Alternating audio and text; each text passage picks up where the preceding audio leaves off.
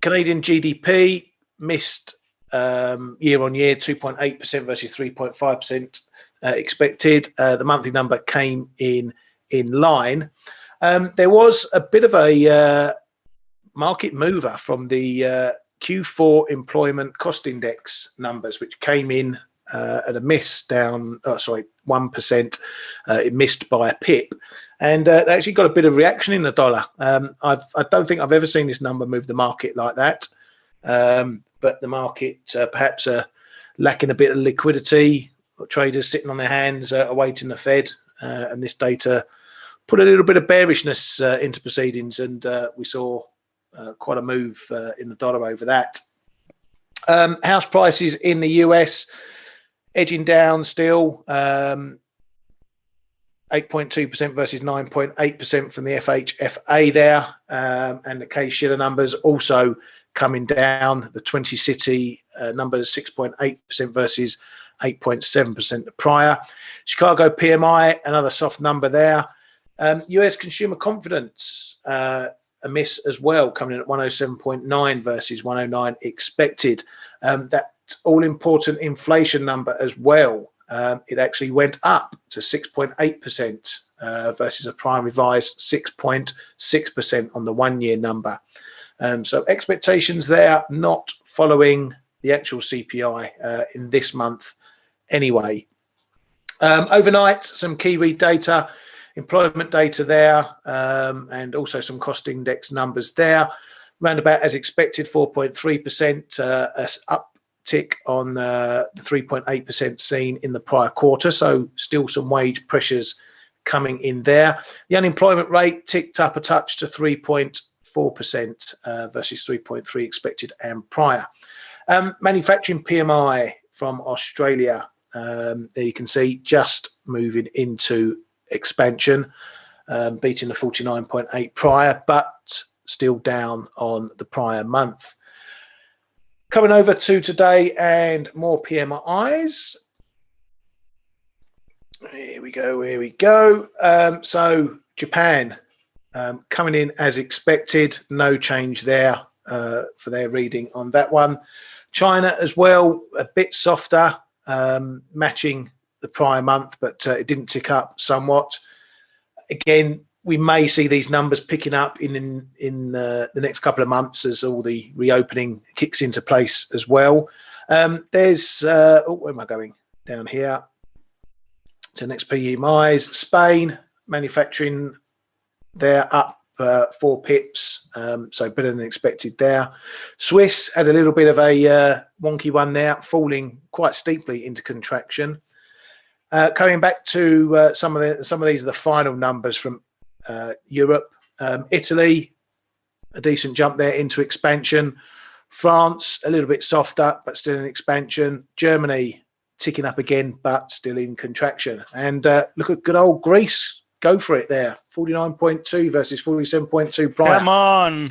Boom times in Greece. And the pan-euro number coming in the flash, same as the flash on the final number, 48.8. Lastly, over to the UK, and again, another little bit of a tick up over the flash number, but still well into contraction there.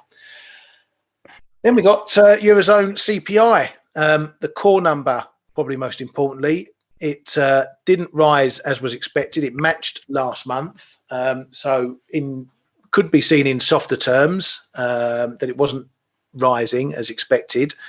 But as you can see, another steep drop for the headline number, 8.5, 5 pips off what was expected and 7 pips down over last month. So maybe a little bit of disparity again between the headline numbers and the core numbers. Obviously, the trend is still lower for inflation overall, but that core just being a little bit stubborn, and that's likely to get the market thinking about that going into the ECB tomorrow. Just a quick look at the data to come before the Fed today. We'll keep an eye on the NBA data. Has been posting positive numbers in the first couple of weeks of the year. Could be just some new year pickup, so we'll keep an eye on that.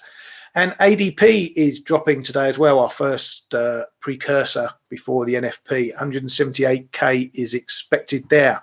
I will have the NFP competition post up before the ADP. I'll be doing that just after the flow show today, so keep an eye on for the competition, where one of three lucky winners can each win a free month on the ForexAnalytix platform if you get closest to the number. For the rest of the data, we've got more PMI action, the big ISM coming ahead of or after the S&P numbers there. Jolts as well. These are a bit behind, but the market will look at that, and the market's going to have their last minute pricing and jiggling around on these numbers for expectations going into the Fed. Again, perhaps we've got a little bit lower liquidity with a lot of players staying out. So be wary that some of these numbers could move the market a bit more than usual if there's large variations in them. That's all what we got coming up today, and the historical stuff from yesterday. So let's get into a few of the headlines. Chinese President Xi said that they need to coordinate expansion of domestic demand with deepening supply side structural reforms. That was speaking to state media. Over in Japan, why this has been reported, I don't know, and I'm not sure the context, but apparently board member Tamura is to deliver a speech and hold a news conference on February the 22nd. On a quick look, I couldn't find what the speech is about. I checked the Bank of Japan calendar.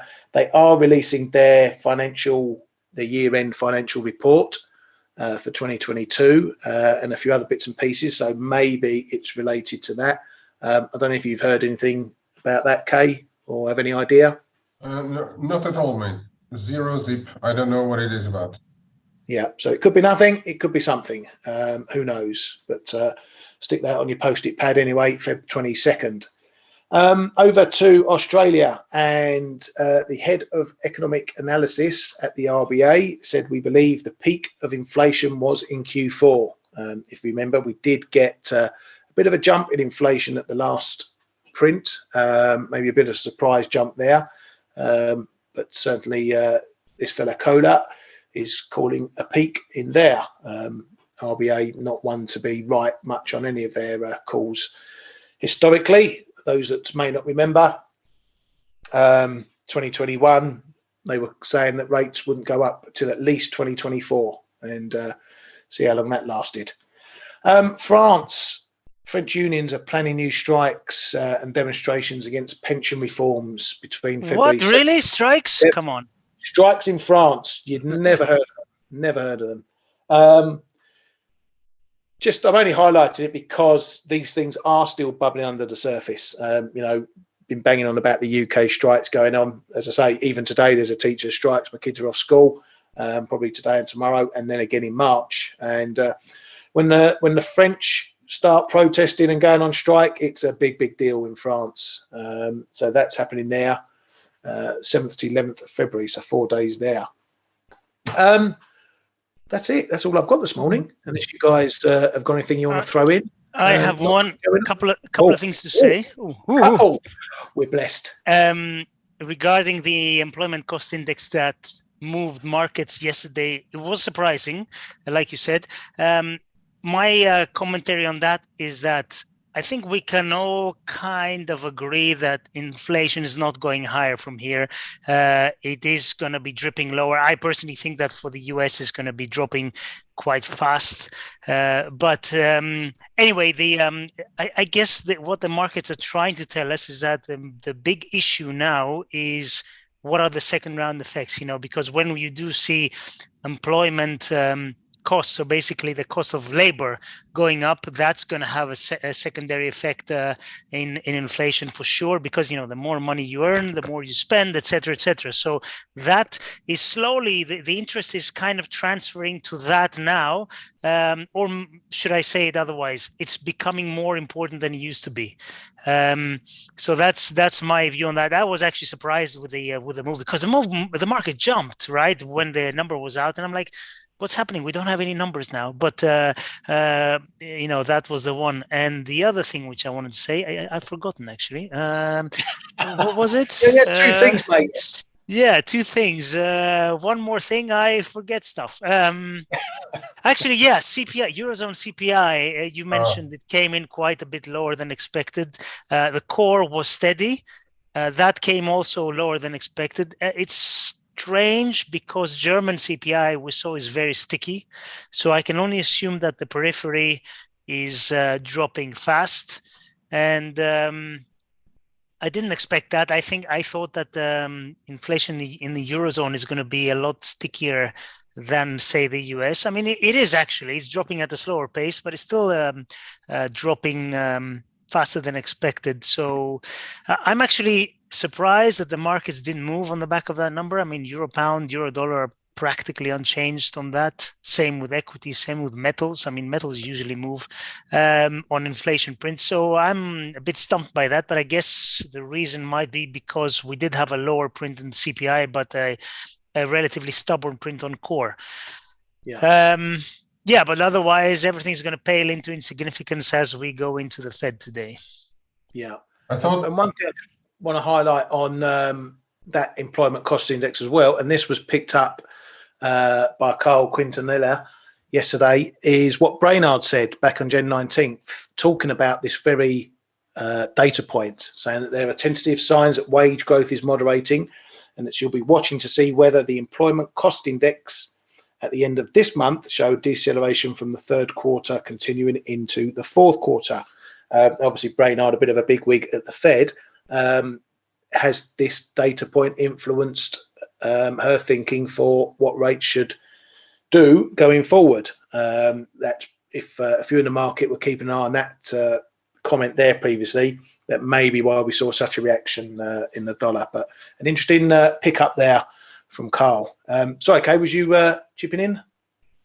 No, I thought Stel was going to mention the cheesy Swiss PMI that he commented about. No, I didn't actually.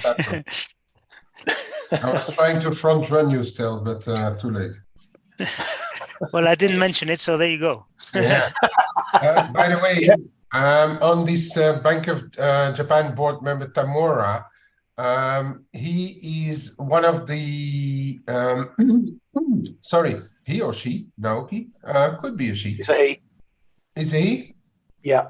All right. Yeah. He's one of the people in charge of the review of the bank's monetary policy framework. So it might be, it's likely going to have to do with that. And perhaps by that time, we will know who the nominees are anyway for the replacement of Kuroda. So it's probably worth penciling this date in February 22nd. Yeah, he was one of the two newbies that got put in last summer, I think. There was the other guy, Takeshi might have been. There were two guys who came in at the same time, new members. Yes, two new members last year. He was Tamura was one of those. So he hasn't been in the seat too long. But anyway, it's that's for later in February, and we've got plenty more to talk about until then. Right, so what's happening in prices? Not a lot, to be honest. We're wandering about. We are moving about. As you can see, yesterday we got moved down early morning. Might have been some last month in stuff rolling through. Touched the low, just managed to nick near that 108 level, and boing, we've bounced all the way back up, and now we're possibly going to test 109. It's been a similar pattern in a lot of pairs, walking from the ranges again. Cable, a little look under 123, back above again today. Again, not really doing an awful lot. I've seen a few comments coming out, and you know, some traders looking at the moves. Oh, the dollar was off yesterday, then it's stronger today, yesterday afternoon, weaker, and a lot of people are trying to read things into these moves going into the Fed. And I think you've got to be careful. We've said it all before. Liquidity can drop in these periods. No one wants to go out on a limb on any trades going into these big events. But the markets are like sharks. Okay, they don't stop moving. They're always going to move. There's always every little flick and tick you can see there is a trade being done. Markets will move, but you've got to look at the ranges and trade the edges, like we've been saying a week. If you want to trade the edges, trade the ranges. Don't piss around in the middle and end up getting caught offside on a trade, running into the Fed, and you don't know what to do with it. You know, Aussie dollar, case in point. We got down to the 70 level, actually got under the 70 level, and I came within a whisper of getting stopped out of a long at 7006. Fortunately, this time I didn't get knocked out. Now I'm sitting in a position that's, you know, 60, 70 pips on side. I've taken some profit. I've locked my stops in. I've got some margin to play with if I want to hold this trade over the Fed. I've got some room to maneuver. I should have enough time if the trade goes against me over the Fed to either get out, or I've locked my stop in even further into profit. It's a no-lose trade. Dollar CAD making a bit of a fist down at this 130 level. You know, again, it's been a pretty solid level going back, and here we are again. It's holding. We had a little nick under, but largely it's holding. Am I going to trade it now into the Fed? No, not at all. But if you're thinking about a level, if you want to be long off of here, wait until after the Fed. If the Fed gives something to you, you might get a better level. You might get a move down here if they're a bit less hawkish than expected. I would have liked to have seen a move up to 135 yesterday for a little scalp off a decent level, but we never got that high. You know, that might have been a decent trade, but, you know, we can't trade backwards. It is what it is. Okay, how are you setting up? Are you looking to scale down any positions into the Fed, or you're just getting ready to pick your points to hit the buttons over it? Yeah, I'm traveling extremely light. I did have a counter trade on in dollar CAD on the fixing yesterday, because the Canada really strengthened a lot on the fixing, and that exploded right in my face. So I took it off this morning. Yeah, it's holding. I've got a bit of a trend line coming in there. We briefly went below it. We went down to 132.88 or so in the dollar CAD, but it seems to start to hold again. So there's probably a very tight trade perhaps to be had, and I'm actually contemplating it, and it's only a 20-25 point risk trade over there. Maybe I'll re-enter and just see if we can get a little bit of a pushback ahead of the FOMC. But no, in general, I'm traveling extremely light. I have my core euro sterling long. I have my long-term silver, and for the rest, it's just a bit of a jobbing mode until the FOMC. We have the come on, help me. The ADP out, and then manufacturing PMI out later, construction spending, yields. There's still a lot going on before the FOMC comes out. So stuff could be a little bit on the move. No, for the rest, I'm traveling extremely light. We're as we've been mentioning already a few times. We are just in front of very important levels on a couple of pairs, like the euro dollar above 109. Cable has shied away now because of the euro sterling pulling up a little bit, but up in those 124s. Aussie not too far away either. So we're ahead of like important enough levels to see what's going to come out of the FOMC, and see if we get a break or failures, or see what there is to do. I'm not really want to rush in too much stuff right now anyway. No, I agree, mate. Here, no, I'm long silver from the Stone Age, my friend. I've been long silver for I don't know, a year or two now. Me and you, mate. I'm trading it in and out. Yep. And around my core longs, surprisingly, it doesn't cost much, if anything, in funding. I thought being a retailer, I would get hammered on the funding, but apparently, it doesn't really cost much at all. So that thing is in the long term. I think sooner or later it's going to explode. But let's see what goes on. In the meantime, I'm out of the woods. I'm not saying it could fall to zero, but yeah, my average is pretty cool. Yeah, for the rest, I don't know, mate. I'm on the, as people know in the room, and I've been talking about here already a few times. My actually main focus and my biggest position, because I've got an option as well, is the euro sterling, and I'm very interested to see where ECB and Bank of England could be diverging and taking euro sterling up to 90 perhaps. My magic level is still just above that 89.10, where you have your yellow line there, the 0.5. Yeah. That's my magic level.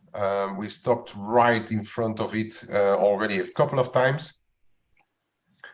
And if that goes, that's really the gateway to 90 and perhaps a bit above. Yeah, definitely. I agree, mate.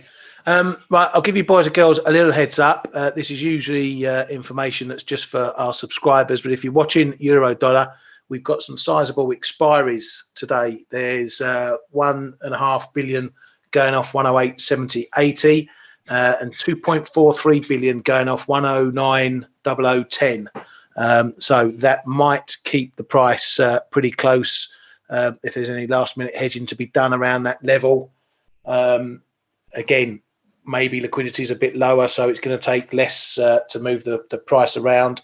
But if we see us holding around here, the options might be having a bit of a magnet effect on it. Otherwise, you know, as mentioned, today is really, for me, these big events, it's really just about plotting my levels. You know, where am I happy to trade? Aussie dollar is obviously one that I'm long, call long. I'm looking at the levels. Will we get the breaks? Will the big levels hold? In this one, you know, and these levels we've been speaking about long and often. So this is nothing new, but this is what we tend to look at. You know, this level up here, 71, 30, 40. You know, we're 60, 70 pips away from it. It's in range. If the Fed is a bit middle of the road, you know, reiterating their case, the rates going higher and keeping them for longer, you know, if the dollar appreciates, we can have a look down here. You know, we're 70, 80 pips away from the 70 handle again and these prior lows. You know, if we get down there, test there on that news, can't break it, that tells you we're likely to stay in range. And then, you know, that's when you look at longs. Conversely, if they're not as hawkish as expected and we get up here to this area and we can't break it, we might still get a little spike through, but if it doesn't last and we come back under, then that's where you want to be looking perhaps for shorts, because there's no game-changing news coming in. Trade the ranges. And there's plenty of these going around. You know, here we go. Dollar yen with a 129 handle. It's either 129 or 130 for the last, you know, 2 weeks.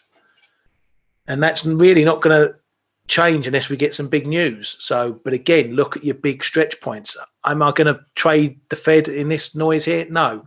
I might trade it if we get to 131s, this area here. I might trade it if we get to 133s up here. I might trade it if we get to 127s. You know, these are it's all about doing your homework today. Go through your charts, pick your levels, then score your levels. You know, which ones are likely to have an effect. Nothing within 50 to maybe 100 pips is likely to be bothered about if we get some big moves. It's going to be the bigger levels down here, you know, maybe into the 128s even. You know, those are the areas you want to be looking at for any reasonably sized news. The rest is just going to be noise. One pair that I am keeping a close eye on, because I've already been short this one since last October, and we're having a move back up.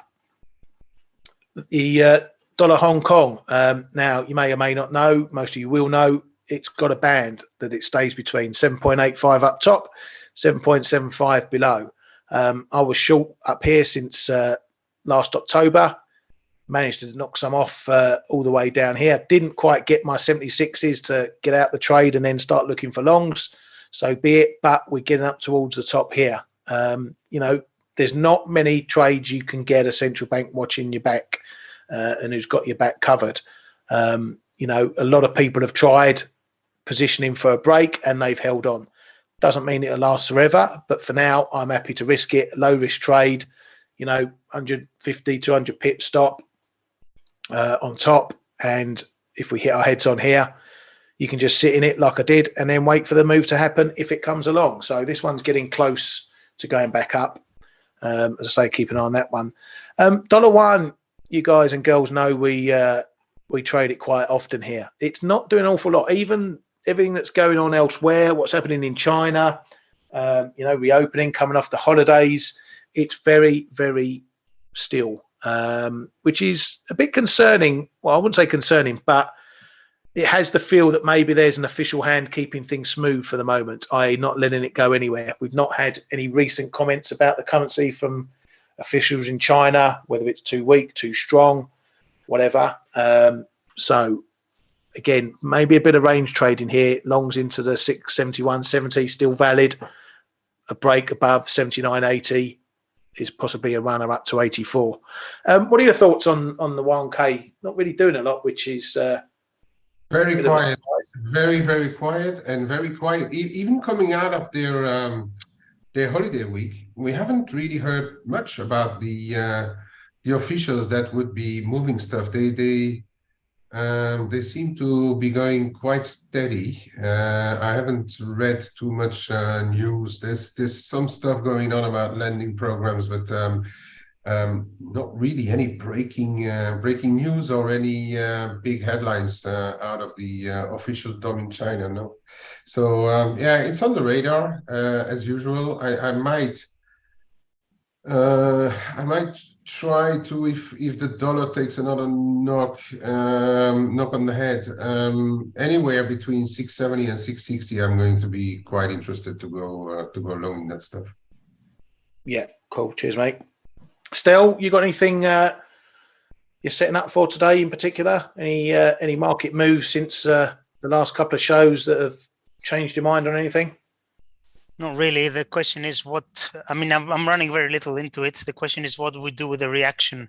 And there's a question from one of our friends here, and it's something a lot of people ask is, you know, what do you think we do with the reaction? Because last few times the Fed has been a little bit more hawkish than expected. The market moves and then bam, it's faded and we go the other way. So what happens is hawkish Fed, risk off dollar rallies, and then after, you know, a few hours or a few minutes or a day, it all gets reversed. So I have a feeling this might be the same if they are hawkish.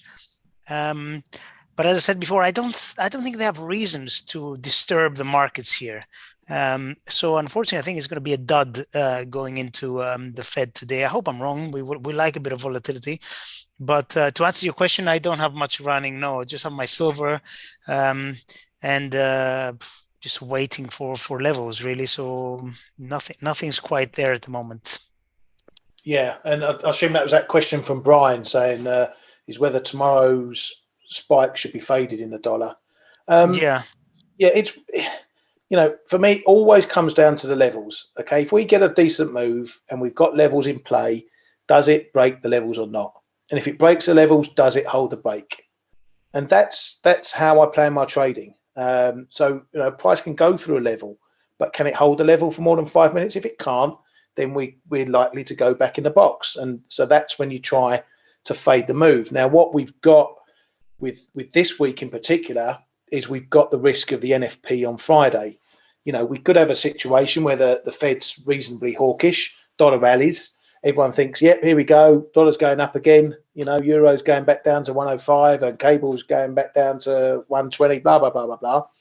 And on Friday, we get a negative 300K NFP. That's going to turn everything on its head. So, you know, it's not just a case this week that we have the Fed and then we don't have to worry for a couple of weeks.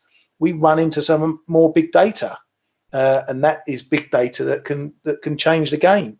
You know, we could have a situation, dollar yen, we get a hawkish Fed, and we run all the way up to 131, all the way up to 133. Don't break that. I'll be looking at adding to my short position.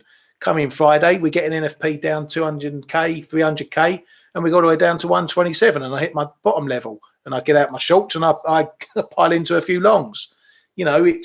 That's all you can do. You've got to take each event as it comes, and unless we break the big levels and hold the breaks of the big levels, we stay in ranges. And while we stay in ranges, it gives you the perfect places to trade. If you want to mess around in the middle, be my guest. For me, I'm going to pick my levels, do my homework, say I'm going to trade that one, I'm not going to trade that one, I'm going to trade that one, I'm not going to trade that one. And I have my list, be it in my head or on my charts, what levels I'm prepared to trade. And if the price gets there, I assess it, I trade it, or I don't trade it. And if I end up doing nothing, I end up doing nothing. So be it. Then I'll move on to the next thing. But I don't want people to think with all these big events, they've got to make pips out of it. They've got to capture all the moves. They've got to be ready and ahead of it. They don't want to miss a big move. If you miss it, you miss it. You come in the next day and you go again, and you look at your levels and you wait and you have your patience. Don't think you're ever going to miss something, a big move, because you don't know what to do or you're not sure. Because that's the way you lose money. You get too excited. Oh, I think the Fed is going to do this, so I'm going to buy or sell that, and you're just punting. You don't know what the Fed's going to do. I don't know what the Fed's going to do. Kay doesn't know, still doesn't know. We have ideas and views, but at the end of the day, we'll trade what the market does, not what our views say. And if we're right, fine. We come in and go, woo, look, I was right about that. But at the end of the day, the price action is going to tell us whether to trade or not. And that's the best thing, the best advice I can give you. Kay, you've had your day to get your colouring pencils out and go over your charts. Do you want to show us a few? Yeah, sure, mate. Sure. Let me see what we can talk about today. And yeah, as you were saying, about the where's my screen here? Okay, let's just go to the euro dollar first. As you were saying, about the Fed, whether it be hawkish or dovish, Stel said something really correct in our chat room this morning, saying for once, yeah, that, it's a bit worrying that we are all thinking the same thing, that the Fed should be hawkish because of the financial conditions weakening so fast. And it's actually my base case as well. My base view is that not especially on the interest rates. Well, 50 would be a surprise. So 25 is baked into the cake, and 50 should be the surprise. And but then is it going to be a hawkish surprise or a dovish surprise? It could go 50 and say, okay, we're done. But I personally think that Powell will be, or let's say the FOMC will be hawkish. They don't like those financial conditions to loosen that much in such a short time. That they will be, and he might actually guide the market a little bit more towards saying like, hey, we are not done, and we are going to go to that 5%. And even perhaps 5.10, 5.12.5 mid-rate. But what could be the kicker is that today is that they changed something on the QT just to try to tighten the financial conditions and to force people to put the money that they have in the reserves, to put them more at work, because the RRP is still overflowing with cash. So and that would then put a bit of topside on the yields likely. And we can't forget it's FOMC, so everything is turning around, but we can't forget that there's something bubbling under the water, and that's the debt limit. And Yellen already said that they may stop issuing treasury bills soon, which is actually putting a little bit of downward pressure on the yields if you just take that one standalone. So the Fed knows that. The Fed knows about the debt limit as well. So there may be some some sort of action this night to try and keep the yields high. Will it last for long? The reaction in the market is still the question, right? That is still going to be the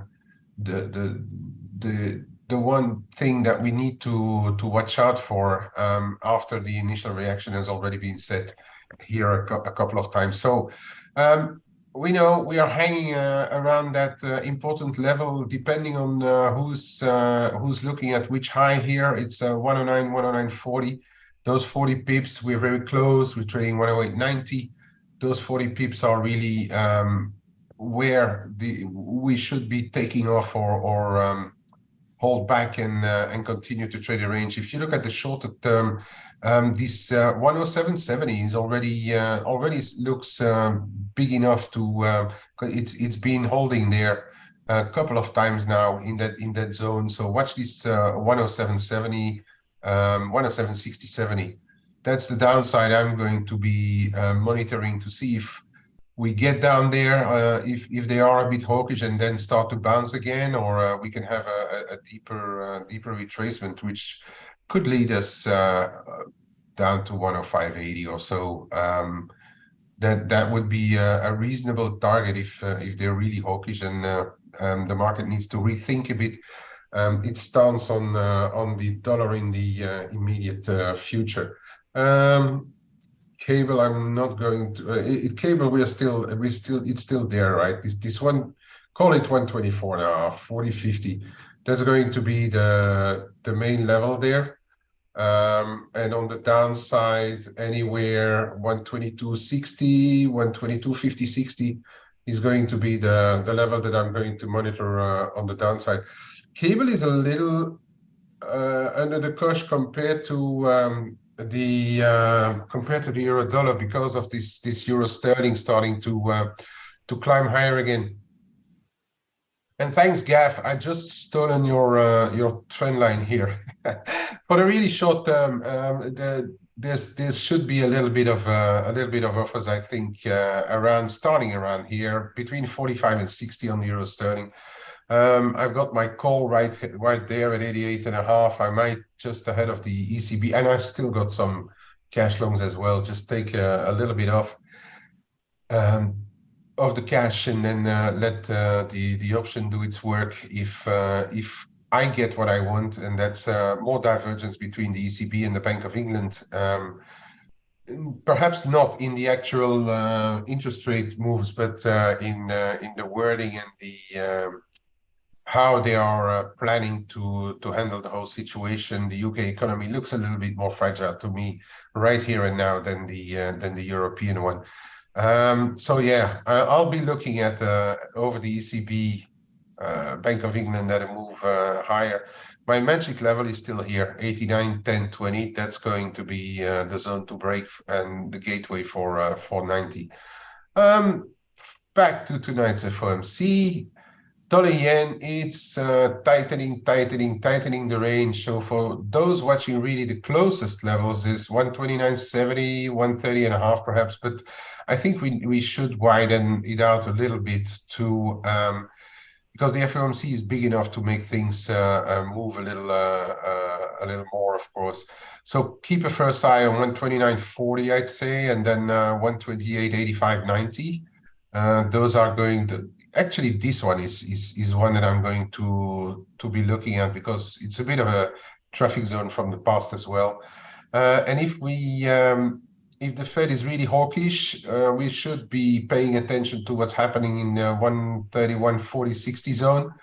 If that goes, then we could have a look at 133, as Ryan was already saying. And if they are really hawkish and make the market rethink their strategy about yields, that is going to probably or possibly trigger a move back to 134.5, which is that is really a big zone in my opinion here. If ever dollar yen reaches back this 134.5 area, look where it closes, because it could be moving a lot higher if we start to break above here. But that's really not what the market is telling us, and not what the yields are telling us either.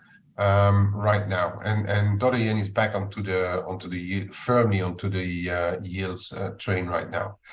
So that for those currencies, I'm going to let Ryan, if he wants to talk about the Aussie, because you have the position. I agree with the 70 level on the Aussie. But then there's an interesting development here on the Kiwi, because we are trading 68.40 right now. We have been rejecting these moves above 65 pretty hard every time we went up there. It's coming off really fast. If you look at them, we're going up there, bang, going up there, refusal.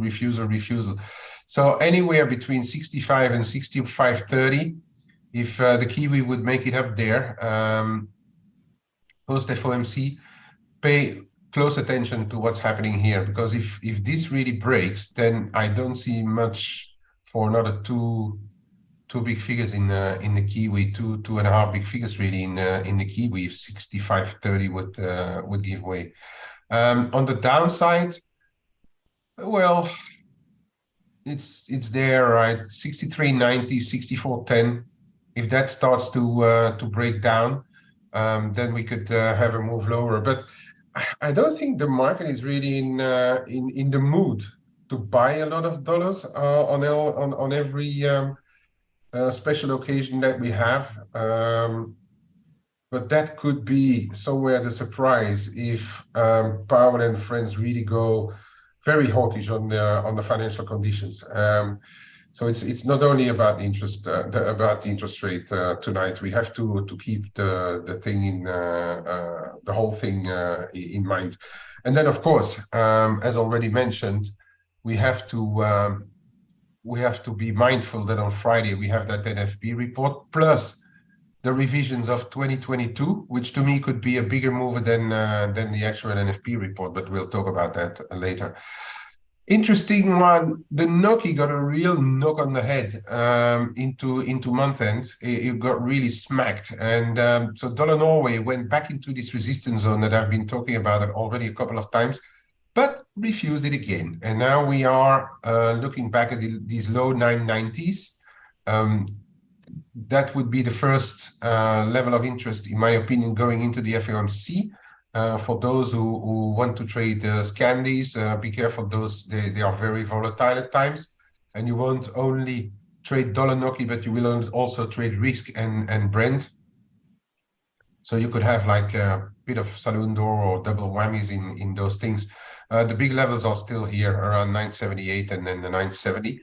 But the rejection up here is pretty telling, in my opinion. If it would start to break, then I'd say be careful, because that would mean that, as I was already saying, the market needs to rethink its position on the dollar, and risk will probably get sold off. What else? Dollar MEX. I don't have much to say. You know, the FOMC could actually move MEX crosses more than the actual dollar MEX, since its proximity of the US and the fact that Banxico is really trying to copy paste what the Fed is doing. They already told that they might start to lower the interest rate rises and perhaps even decouple from the Fed, which I think we should understand by doing even less, unless they want to surprise and tap another 50 on top of their already high interest rates. But okay, anyway, the short term 1888 and more medium term, look at this zone. If we start to get bounces up in the 19, keep an eye on what's happening around 1910. It's been a good cap, so watch this zone.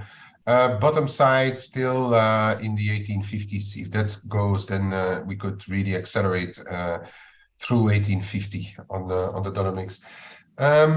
What else? Metals, not much to add, especially on silver. It's really trapped in between 22.90 and this 24.45.50.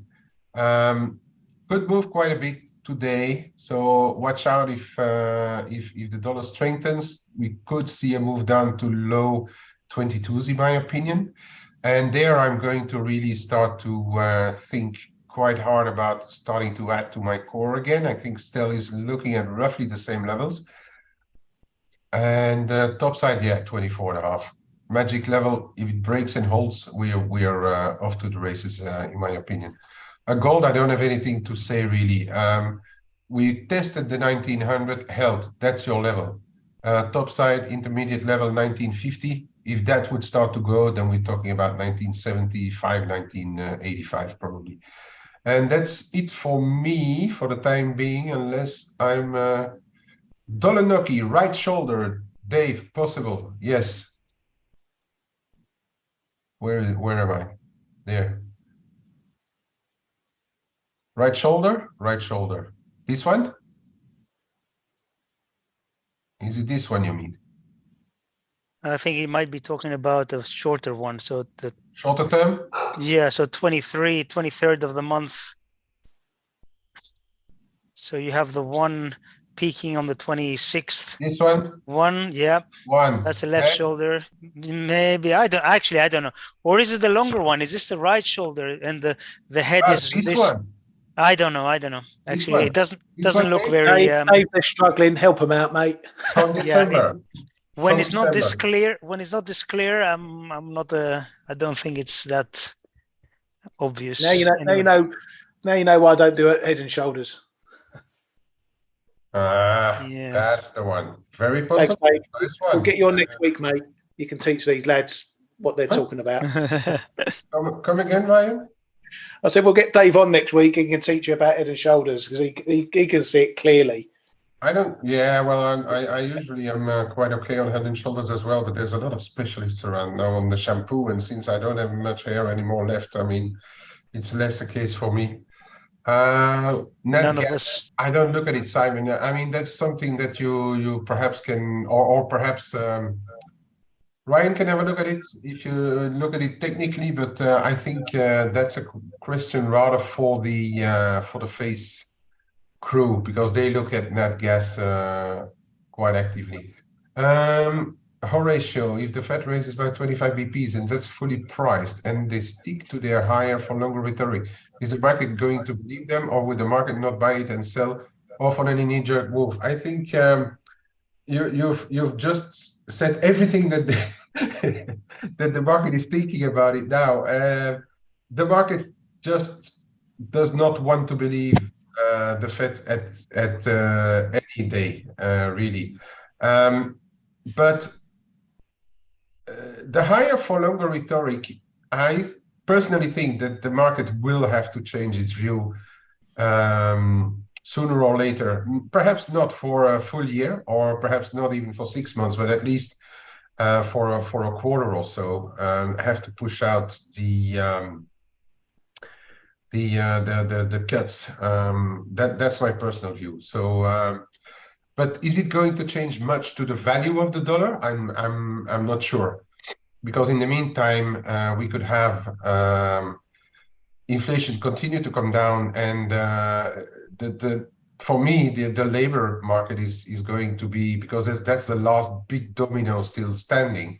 The labor market for me is going to be perhaps more of a clincher than inflation going forward. So I will diverge a little bit opinions from Stel, for instance, who thinks that inflation is still the big mover. I think the labor market could be the one that, if it holds, we will need to revise a little bit the dollar view. If it started to collapse, then the dollar will collapse as well. I hope that replies your question. And with that, I'm going to give it back to you, Ryan. Thank you very much, mate. Nat gas. Here you go. Here's my view of nat gas. I don't have anything on there. If you're just looking at chart wise, if you're looking for where this thing's going to stop, then you're looking down into the mid twos down here. You know, what I would say about this is, you know, can be reflective of inflation, if you like. You know, we had these big shock moves, and they were a lot behind a lot of the inflation stuff that we saw last year, these big shocking high moves. Obviously, we're coming all the way down. It's going to take time for this move. It's happened really in the space of a month. So it's not going to be seen in inflation that quickly, or it may be seen in the headline inflation, but it's not going to be seen in the core number, maybe for a good few months yet. But that's the sort of thing you want to be looking for in inflation. Then it gets back to normal. The sort of average that we've seen previously to the pandemic or through the pandemic, before we got all this. So, does that tell us that prices are going to come down? Yeah, but as we learn in here in the UK, gas prices have come down markedly even in Europe, and my bills are still going up, and bills across Europe are still going up because it's the forward nature of the market. So, trading wise, if I was going to long it, I'll be looking down at that 2.5 level down to the low twos. But as always, Simon, give us something. What are you looking at? Are you looking to long? Are you short? Are you long and don't know what to do, or what? Let us know and gives us a bit of a better idea. Right, and just something I wanted to highlight to you, boys and girls, if you weren't aware, on the ForexAnalytix site, we do have blog posts. We do have regular updates, analysis and things like that. And our Wizard of Waves, Gregor, put up a post highlighting some assets and some moves, yields and stuff going into the FOMC. I will pop the link in the chat room for you.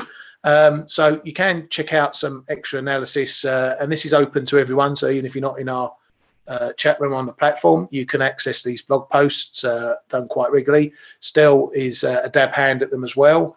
Here's one that I banged out yesterday. Just a quick overview of the central banks, what assets to look at, some of the outcomes I'm expecting or that we may get. So have a look at that too. And just a bit of self-promotion. If you want to hear me waffling on with the good old Michael Brown, which came out yesterday, covering a lot of central banks and some other assets, there's a video there you can crack on into just to have a look at that. And obviously smash that like button, hit that subscribe button. That's what all the YouTubers say, apparently. I think we'll call that a day for today. Thank you very much, still, Kay, for your ongoing opinions and views. Always welcome. Thank you to Ryan and Kay, obviously. Yeah, both of you. And thank you, obviously, to all our viewers who come here day in, day out, supporting us. Hope we steer you right on what we give in these videos and this webinar. Do trade safe over the Fed. If in doubt, stay out. There's always trading tomorrow. Pick up the pieces. Don't get caught in the middle of anything. Be choosy. Pick your battlegrounds. And I hope you make tons of pips. And we shall find out everything that happened tomorrow morning. Thank you very much. Bye-bye. Bye-bye.